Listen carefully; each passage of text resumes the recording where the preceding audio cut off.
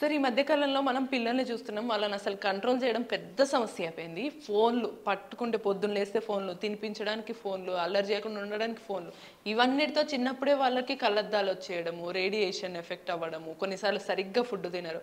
So పిల్లలని కొంచెం ఆరోగ్యంగా ఉంచి ఫోన్లకి దూరంగా ఉంచి చిన్నప్పుడే కళ్ళద్దాలు రాకుండా ఉండడానికి మీరు నాటు వైద్యంలో ఎటువంటి చిట్కాలు చెప్తారు? చాలా చక్కటి ప్రశ్న అడిగారు. ఈ రోజుల్లో ఆ రోజుల్లో పసిపిల్ల ఏడుస్తూ ఉంటే అమ్మ ఒళ్ళో పెట్టుకుని ఏదో లాలిపాట పాడేది. ఈ లాలిపాటలు తరంగా ఆండ్రాయిడ్ మొబైల్ వాళ్ళకి ఇవ్వాలి, ఆండ్రాయిడ్ మొబైల్లో మొబైల్ ఇవ్వాలా. ఈ ఫాస్ట్ ఫుడ్, ఈ బయట ఏదో ఆ పనులో గుడ్డు పెట్టడం, బర్గర్ ఇవ్వడం, అందులో ఏమి కలిపింటారు, అందులో ఏమి చేసింటారు, ఇది బిడ్డలకు పాయిజన్ అయిపోయింది ఈరోజు. మొన్న నా అనుభవంలో ఒకటి జరిగింది. అబ్బాయి కోకోకోలా తాగి అక్కడ పెట్టాడు. వాళ్ళ మామ మామిడి పండు ఇవ్వగానే మామిడి పండు తిన్నాం, 6 గంటలు అబ్బాయి చనిపోయాడు. మామిడి పండు తిన్న తర్వాత కోకోకోలా తాగకూడదు, కోకోకోలా తాగిన తర్వాత మామిడి పండు తినకూడదు. విడివిడిగా తిండి ఏమి కాదు, తిండికి 4 గంటలు వ్యవధి ఉండాలి. ఎందుకంటే ఈరోజు చిన్నపిల్లలకి ఇలా చేస్తున్నారు తల్లులు. ఈ వీడియో ద్వారా మీకు జ్ఞానోదయం కావాలా. సో ఇలా సబ్జెక్టుకి వస్తే ఎనర్జీ లేని ఫుడ్ పెడుతున్నారు తల్లులు. 12కి పండుకోవడం, ఒక పక్క పిల్లలు, ఒక పక్క భర్త, ఈమె, ఒక్కొక్కరికి ఒక్కొక్క ఫోన్. ఆ రోజుల్లో 8, 9 అయిందంటే తలుపు గడి పెడుతున్నారు యువకులు. ఈరోజు 1 గంటనే గడి పెట్టరు, దేనికంటే ఆండ్రాయిడ్ వచ్చేసింది కదా. దీనివల్ల ఈ పిల్లల జీవితం నాశనం అవుతుంది.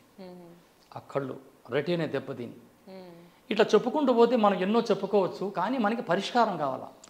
వీటి కోసం ఏం చేయాలి మనం? నానేసి పొట్టు తీసిన బాదాం పప్పు 100 గ్రాములు తీసుకోవాలా. నానేసి పొట్టు తీసిన ఎండిన బాదాం పప్పు 100 గ్రాములు, 100 గ్రాములు కండ చక్కెర మిసిరి, 100 గ్రాముల సోంపు, 3 విడివిడిగా పౌడర్ చేయండి, ఒక కంటైనర్లో భద్రపరచండి. ఇది నెలకు ఒకసారి తయారు చేసుకోవాలా. 3 నెలలకి 4 నెలలు చేసుకోండి. ఎక్స్పెక్టెడ్ గాజు కంటైనర్లో భద్రపరచాలా. ప్లాస్టిక్ డబ్బాలో పెట్టకూడదు, ఫ్రిడ్జ్లో పెట్టకూడదు. ఉదయం లేవగానే 1 స్పూన్ అలా పాలలో కలిపి ఇవ్వండి. 10 రోజుల్లో అద్భుతమైన రిజల్ట్. 3 నెలలు మీరు వాడండి, కళ్ళజోడు తీసేస్తారు. ఇది వాస్తవం. బాదము నానబెట్టి మొలకెత్తి మొలక అనేది వస్తుంది, మొలకెత్తింది కాదండి. నానేసిన బాదం 100 గ్రాములు, ఎండిన తర్వాత 100 గ్రాములు, బాదం 100 గ్రాములు, సోంపు 100 గ్రాములు, సోంపు 100 గ్రాములు, నేరుగా కండ చక్కెర 100 గ్రాములు, 3 విడివిడిగా పౌడర్ చేసి ఒక డబ్బాలో భద్రపరచండి. ఆ మూడింటిని మళ్ళీ పొద్దున్నే పాలలో, గోరువెచ్చని పాలల్లో కలిపేసుకొని అందరూ తాగండి. ఒకవేళ డయాబెటీస్ గలవానికి ఈ ప్రాబ్లం ఉంటే తాటి బెల్లం కలపండి, అద్భుతంగా పనిచేస్తుందండి. కంటికి ఇది సూపర్గా పనిచేస్తుంది. నేరుగా పాలల్లో ఈ 3 కలిపితే చప్పగా ఉందని కొంత బెల్లం కానీ పంచదార వేసుకోవచ్చా సార్? పంచదార వేయకూడదమ్మా, ఇక్కడ కలకండ కలపండి. పంచదార అనే దాంట్లో విషపూరితమైన సల్ఫర్ కలుస్తుంది. సల్ఫర్ అంటే గంధక రసాయనం. సో ఇక్కడ మనకి క్లియర్ కాషన్ ఏంటంటే రోజులో పంచదారని ఆపండి, బహిష్కరించాలి. ఊర్లోకి రాకూడదు, ఇంట్లోకి రాకూడదు పంచదార. ఆ రోజుల్లో ఎంత బెల్లం కాఫీలు, మాకు మేము రైతులు పల్లెటూరులో ఎంత బెల్లం తిన్న వాళ్ళమే. ఇప్పటికి మా ఇంట్లో బెల్లం ఉండదండి, తాటి బెల్లమే. చక్కగా కాఫీ ఒకవేళ ఇష్టం ఉంటే కనుక బెల్లం కాఫీ తాగితే మంచిది. నేను 4 తాగుతాను, చాలా తాగలేదు, జస్ట్ 5-6 తాగేస్తాను నేను. అవునా? గెస్ట్ వస్తారు, వాళ్ళకి ఇస్తే నేను తాగుతా, వాళ్ళతో పాటు పేషెంట్లు వస్తారు కొంతమంది, గురుగారు అంటే ఇస్తాం. మానవ జీవితంలో అన్ని తిని ఆరోగ్యంగా ఉండాలంటే త్వరగా నిద్రపోండి, త్వరగా నిద్ర లేవండి, తగినంత వ్యాయామం చేయండి, అంతే. ఈ చిట్కా బాదం, సోంపు, కండ చక్కెర ఈ 3 కలిపి పౌడర్ చేసి వస్త్రగాలం చేసి ఈ బుడ్డమ్మలకి అలా పాల్లో కలిపి తాపామా సమస్య ఉండదు. త్వరగా నిద్ర వచ్చేస్తుంది, త్వరగా నిద్ర లేస్తారు, ఎనర్జీ వస్తుంది, జ్ఞానం పెరుగుతుంది, జ్ఞాపక శక్తి అద్భుతంగా పనిచేస్తుంది. చాలా పనిచేస్తుందమ్మా. సరస్వతి ఆకు తర్వాత సార్ మొండిగా కొంతమంది పిల్లలు ఈ మధ్య కాలంలో పాలు బాగా నచ్చట్లేదు అని అంటున్నారు. వాళ్ళకి ఎలా ఇవ్వచ్చు అంటారు? పాలు కొంతమందికి పడదు, నాకు పాయసం పాయసం పెట్టేయండి, పాయసంలో చేసి అంతే. పాయసం కలిపిచ్చేసేయండి, అంతే. నీళ్ళల్లో కూడా తాగొచ్చు? తాగరాదు, మోషన్స్ అవుతాయి. Okay okay. ఎందుకంటే ఇక్కడ పాలలో తీసుకుంటే పాలలో అద్భుతమైన కాల్షియం. ఇక పసిపిల్లడు బొడ్డుగాడు అమ్మ పక్కలో పనుకుంటాడు పిల్లప్పుడు, వానికి అంత బలం వచ్చి వాడు అనాలంటే ఎక్కడ బలం వానికి? ఏమి తినడు. తల్లికి ఆహారం పెడతారు, ఆ తల్లి దగ్గర పాలు తాగి బొడ్డోడు కేకలు వేసేస్తాడు. కాబట్టి తల్లి పాలలో ఉండే కాల్షియం, ఆ తర్వాత ఈ పాలలో ఉండే అద్భుతమైన అమృతం ఎక్కడ లేదు. పంచామృతంలో పాలు పాత్ర చాలా గొప్పది, పాలు మంచివి. సరే, వీటి వల్ల కొంతమంది పిల్లలు అన్ని రకాల ఆహారాలు కూడా తీసుకోరు కదా, తీసుకునే అవకాశం ఉంటుందా? లేకపోతే తీసుకుంటారు. మనం తింటే వాళ్ళు తింటారు. అరే నువ్వు తినరా అంటే వద్దు మమ్మీ అంటాడు, అమ్మ తింటా అంటే అబ్బాయి తినేస్తాడు. తండ్రి చేసే కొడుకు ఆచరిస్తాడు కదండి.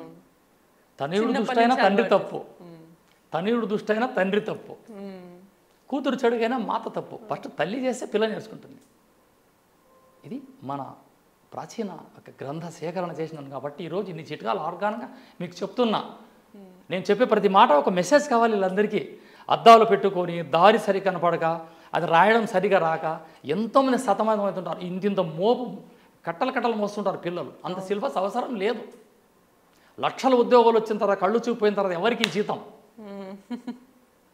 కోట్ల రూపాయలు వచ్చేస్తాయి, ప్రాపర్టీస్, రోగం వస్తుంది, ఎవరు అనుభవిస్తారు?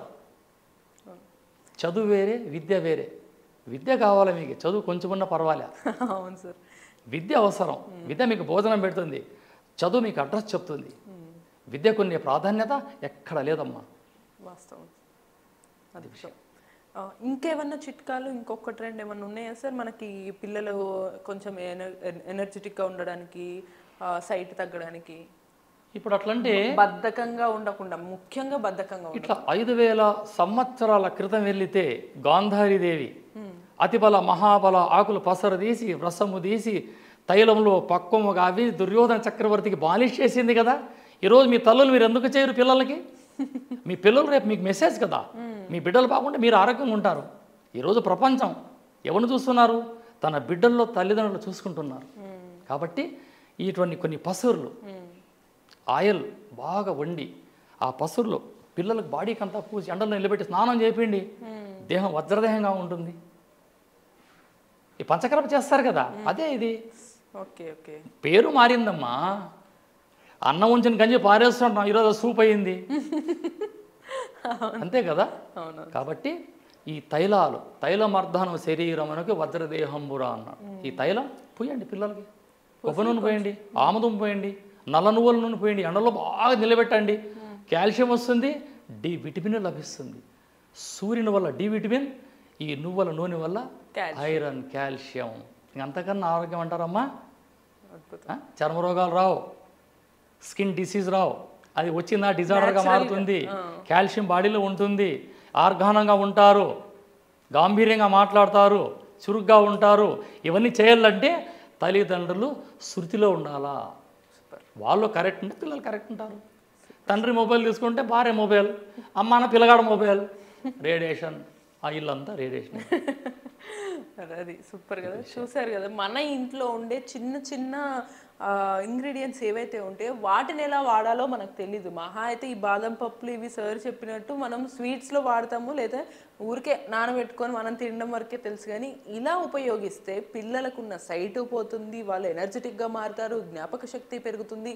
వయసులో ఉన్న వాళ్ళు కూడా వాడటం చాలా మంచిదే అని చెప్పైతే నాకు సార్ చెప్తున్నారు. ఇటువంటి మరిన్ని చిట్కాల కోసం మళ్ళీ కలుద్దాం.